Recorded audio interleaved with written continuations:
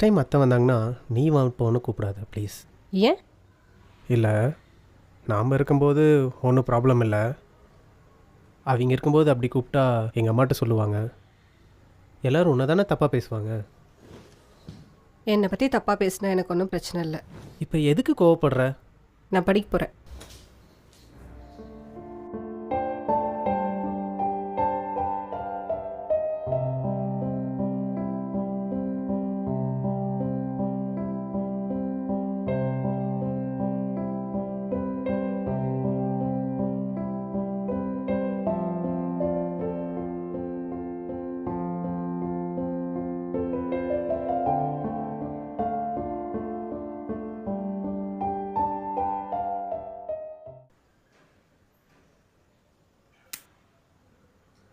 Sundar baby,